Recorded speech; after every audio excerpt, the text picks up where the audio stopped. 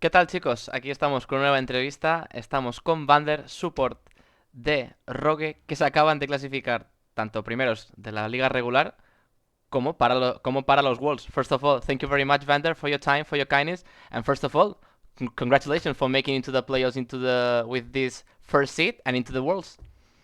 Yeah, thank you. I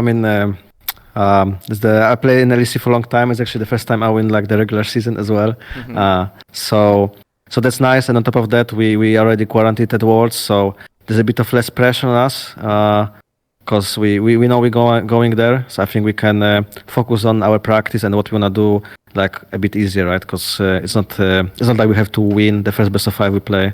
Yeah, we have a bit more less stress on us.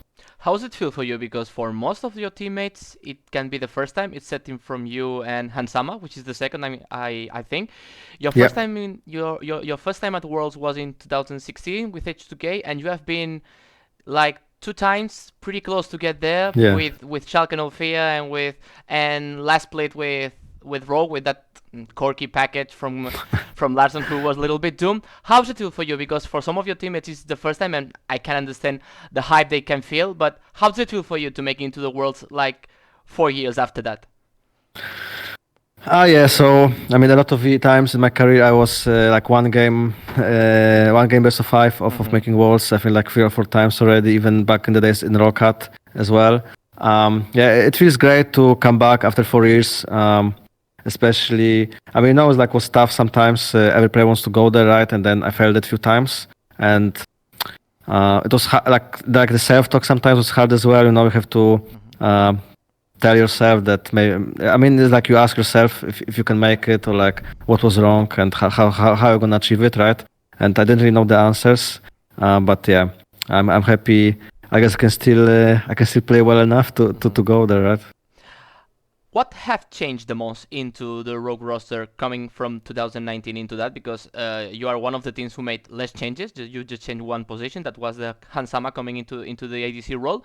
And in spring, you guys made it to the fifth position in playoffs. And now you get the first seat in summer. What have changed the most from 2019 and from spring into summer? Um, well, I mean, from last year to this year, I guess only thing we changed is Hans for Woolite. We also, I think, our coaches also kinda. Um, got some of experience and learned how to work with us, and I think they did way better as well this year, this split and this year. Um, I think also it's not like just that Woolite was a problem and we get Hans and we win. Also, the spring split showed it.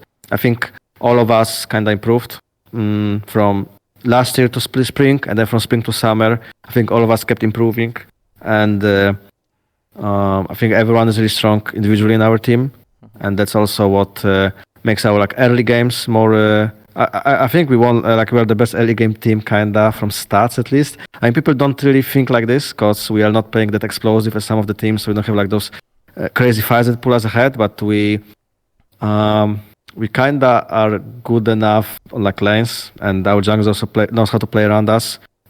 So we just get like ahead in our matchups. I think most of Mhm. the times. Actually, talking about the style, last week I was able to talk with Finn, and he told me that maybe you are not playing, of course, that early game explosiveness, but you are a safe team who is able to get that security on the early game, play for the first two drakes, and then scale well to close them up. Do you think there is one kind of style that works better than the rest, or do you think that the League of Legends right now is a more adaptable game that was at the past? I mean, there'll always be like kind of a meta or way to play the Mm-hmm. game, right? That works, let's say, in 90% of the cases or 80.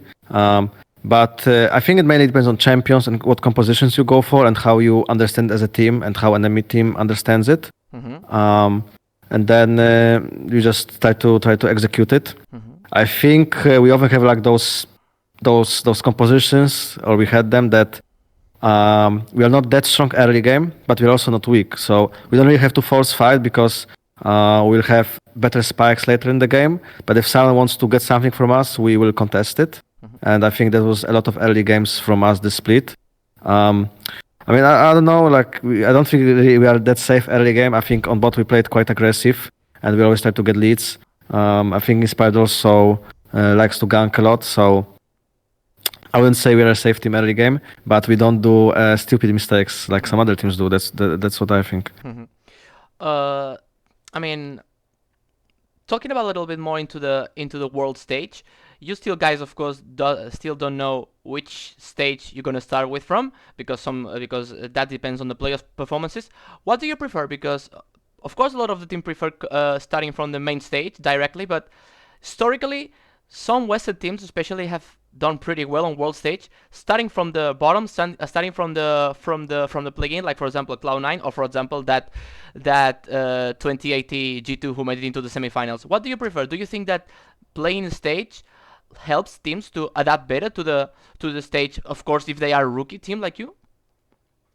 For sure, I would say that playing gives you like a good warm up. Mm-hmm. So there's let's say teams scrim for 2 weeks, right, or even less in the boot camps, and scrims are always a bit different than the stage games. And sometimes players, after not playing official games, will kind of forget the differences. And let's say right now we play every week, right, and we can kind of see scrims and see, okay, this play enemies or us would not really do on stage, so maybe those picks are not that good because we wouldn't get ahead here, they wouldn't get behind, and then they scale us on like one item, and we can't really contest objectives.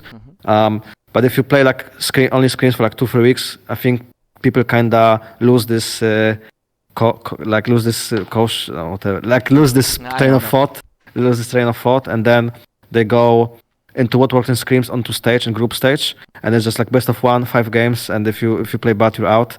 But teams that go to planes, they can kind of warm up with like often a bit worse enemies in the beginning, and then there's like one best of 5 where you kind of know what's working for you and what you're gonna go for. But then I think it's good to play more games in general, but you get worse seed for the group stages, right? Mm-hmm. And I think that teams were really lucky from playing like last year because they didn't get that strong groups as they could. Not maybe not really lucky, but a bit of luck, right? There, they could have like harder ones. So yeah, just from this, it's a higher chance to get easier group and go through from like better seed, right? Than from planes. It's like I think that the third bracket, right? Mm-hmm. Coming into a little bit into the LEC playoffs, of course, you guys have first seed. You can choose whatever the team you wanted.